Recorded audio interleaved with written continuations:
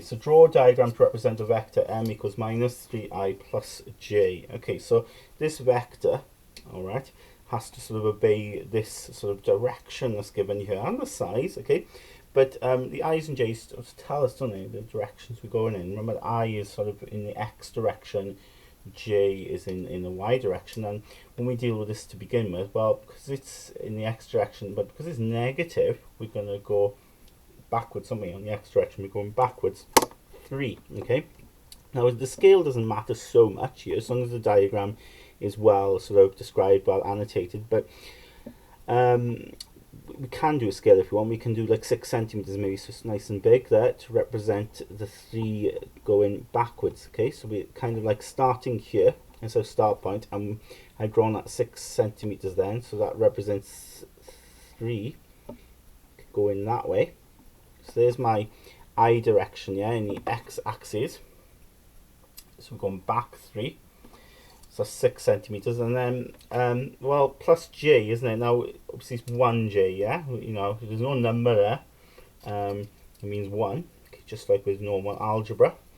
So don't be sort of fooled by that. Okay, there's no number there, but it is 1 then in that case. Okay, so we're going to go up 1 then. So that would be, in my scale, that'll be 2 centimeters when the scale I'm using. Okay, so we're going up then j. So I started here and going back 3 and I'm going up 1. Okay, so that's what that vector represents, representing us, isn't it? Vector m there, going back 3, up 1. So we end up there. So there's my start point, there's my end point. So there's my vector m there. Okay, so it's important to label it. Arrow then to show where we're going. Okay, we don't want the arrow going this way, because the arrow's got to go that way, isn't it? It's going back 3, up 1. Okay, and there's my vector. Now I don't need to write origin here. Okay, I don't need to.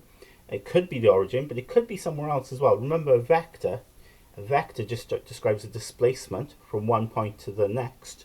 Okay, a movement. Okay, it can be from the origin, right? But it doesn't have to be. And it only has to be when they say position vector, yeah? So if they said it was a position vector, then they'd be describing going from the origin to this particular point. Okay, but they're not talking about going to a particular point here, they're not describing a particular point, and it's vector position. They're just describing a vector, movement, and there's the movement there. Okay, back 3, up 1, okay, and that could be anywhere. In B then it says, write this as a column vector, okay.